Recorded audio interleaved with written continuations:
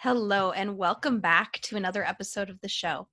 In today's episode, we're going to be talking about self sabotage, that sneaky thing that happens to so many of us when we're making great choices in our life. Maybe you've experienced this when you've tried to, clean up your diet and just eat healthier, not eating junk food. Maybe you've experienced this if you've committed to an exercise routine regularly, or maybe you've said, I'm going to stop kind of all of the negative talk of like bashing people in your life. Whatever this is, we all commit to making certain changes for the better in our lives, and then we sometimes find ourselves falling into the trap of self-sabotage. So we start digressing back to eating junk food that we gave up eating.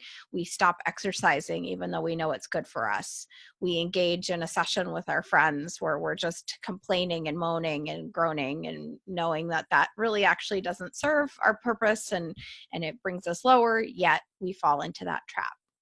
So I want to talk a little bit in this episode about why that is. Why is this so common for us to experience this? And more importantly, what can we do when we start to find ourselves in those patterns and in those habits of self-sabotage? So recently in my own life, I witnessed somebody that I care about go through this pattern of self-sabotage. And so it kind of inspired me to think more deeply about this.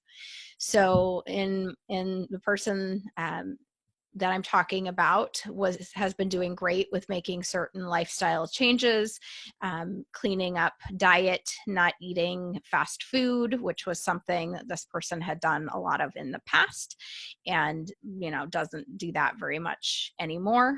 And I came to find out that this person had kind of gone into an old pattern of wanting to binge eat a certain type of food. And kind of when that came to my awareness, I, rather than kind of just rushing in and saying, what did you do? Like, how did this happen? I was just curious. I just kind of asked the question of, I think I noticed this happening. Can you tell me a little bit more about what motivated you to make that choice? Because, oftentimes we make these choices, or we don't even consciously make these choices. We fall into a pattern and an old habit, and we already then probably feel bad enough about what just happened. We're already probably in shame or blaming ourselves, thinking we should have done better, not making that bad choice. And so I just came from a place of curiosity.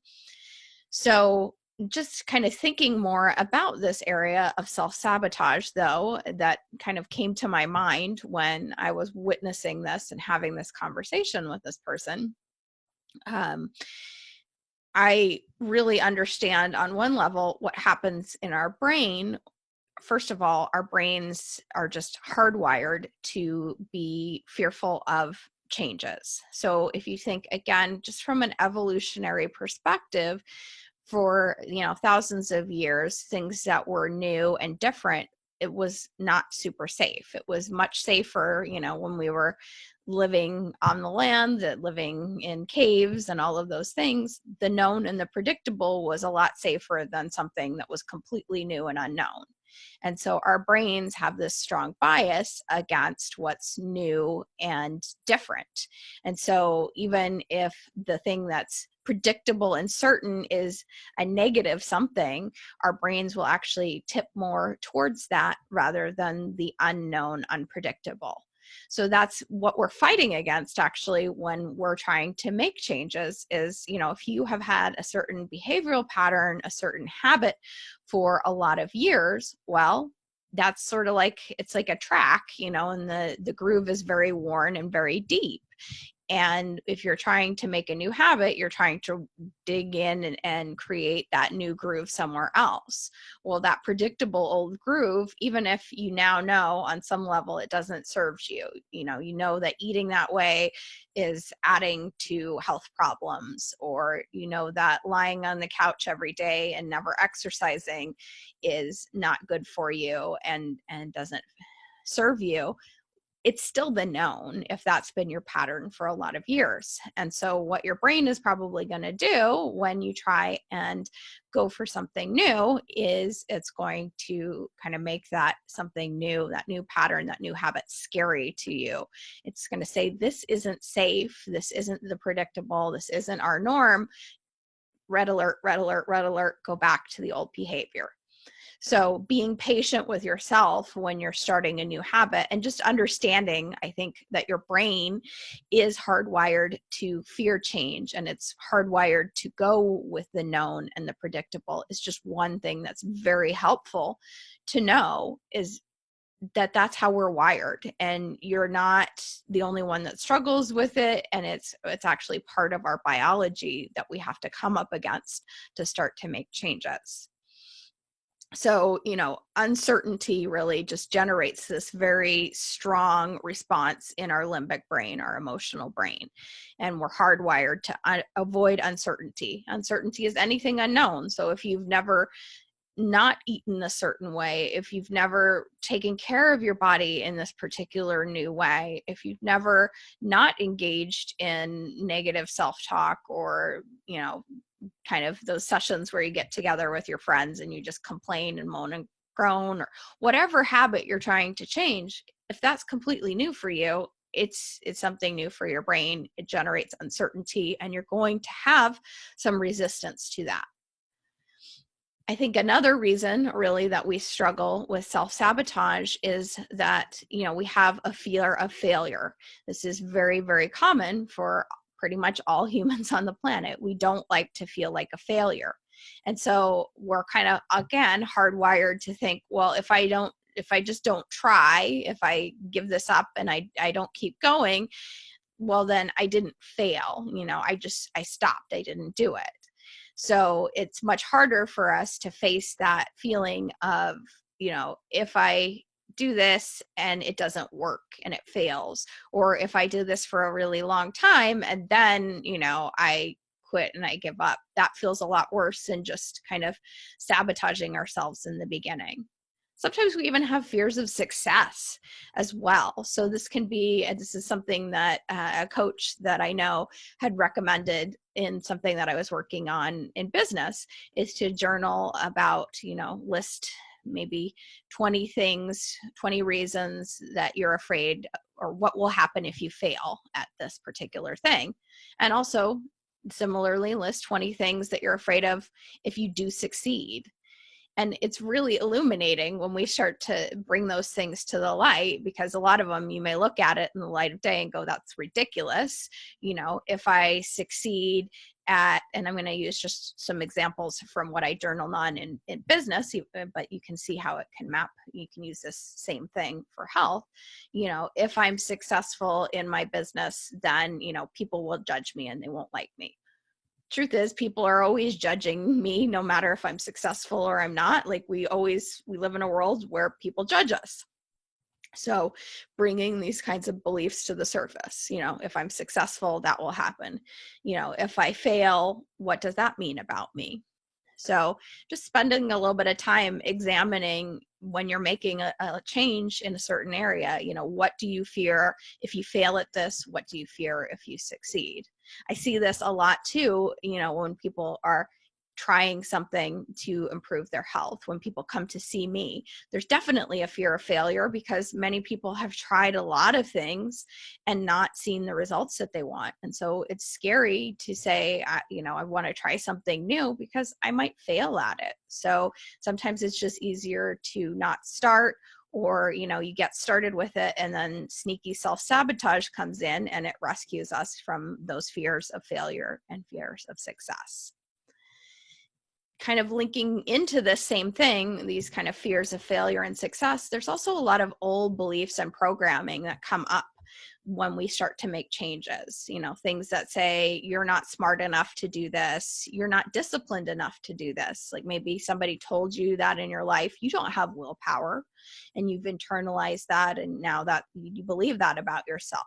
Or, I'm not good enough to be able to do this. I'm not smart enough. I'm not strong enough. So listening for those voices that repeat in your head can often be a helpful way to start to explore what's going on here. Like, what am I telling myself about this, and why can't I do this? What are the reasons and the beliefs and the conditioning that I'm going to come up against when I'm trying to make these changes? So bringing things again to the surface, writing them down, journaling on them. And sometimes we can't see those beliefs, and that's where, getting help from someone who works in the area of beliefs, that's definitely part of the work I do. I know I'm actually working with a hypnotherapist personally on something else for me, which is around some anxiety and PTSD I have from a car accident. So some of our beliefs are not even conscious, and we need help from someone to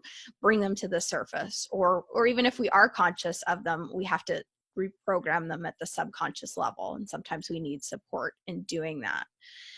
So just knowing that sometimes to get to really old patterns and change them, sometimes we need help to dig in and get to the subconscious roots. Another pattern that I often see too is that when we get really, really stressed out, that's a great time where self-sabotage can come in. And part of that is when we're stressed out, it changes our brain function. Our amygdala is super active. Our brain kind of changes. We can be what I call switched, which just means kind of your normal thinking and your brain function gets turned off. And so while you might have been really great at being aware, okay, I'm going to be really conscious of what I eat, and I'm going to eat really healthy, nutritious, organic foods. And then all of a sudden you're stressed out, you kind of go into that unconscious state and you start reaching for whatever your go-to is, your potato chips, your chocolate, your candy bars, your fast food, whatever it is. And that's just, again, stress kind of coming in, hijacking the brain, and probably feeding into some of these other patterns that I've been talking about.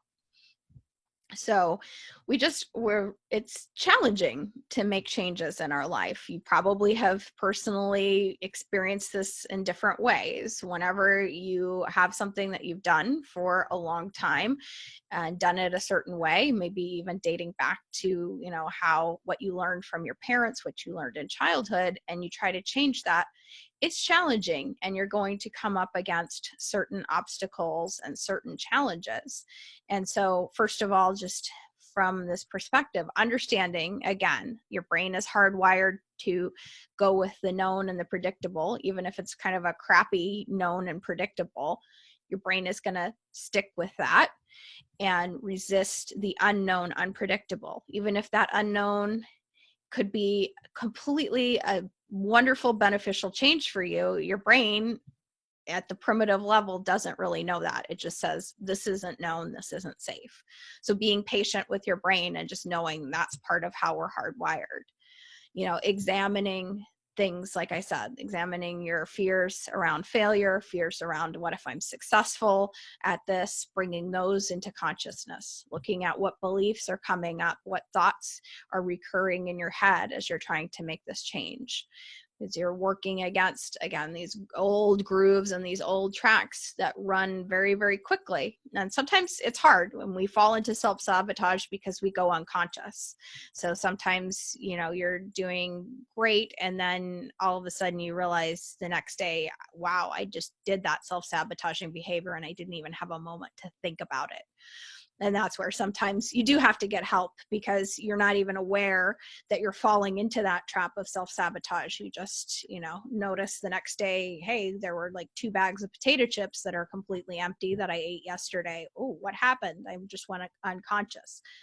You might need somebody to help figure out where that's coming from. But a lot of this, again, you can start to work with on your own, just being aware of your patterns and your habits, and what are you afraid of if you're successful? What are you afraid of if you fail? We're really conditioned to be afraid of loss. Like, losing something is worse for us than, never having tried. So we stay in the safe zone. So I hope this episode just gives you some little insights. It's normal and common to go through these self-sabotaging behaviors. And sometimes you're like aware of it. Like I was aware last week that I was going into a pattern of using a particular food, using chocolate, to make myself feel better when I was feeling emotional. And I was aware of it and I still chose it anyway. So I still kind of self-sabotaged even though I was aware of it. But I could have kind of said, okay, that's that pattern. I'm seeing it. What else could I do instead of falling into that pattern? So just all the encouragement, all the support if you're somebody who is making some changes in your life, and know that self-sabotage can definitely happen. It's not just you that this happens to, it's a common experience. And, so hopefully you walk away from this episode with some tools and some strategies that you can start to explore for yourself, and know if it just keeps coming up and coming up, then that might be something that there might be a need for some support around. And no shame in that. Sometimes we can't see our blind spots. I certainly know there's certain blind spots of mine I can't see, and I need somebody to help me find them and address them. All right, so wrapping up for today's episode, and wishing you all the best as you work on new habits and positive changes in your life. All right, until next time, everybody.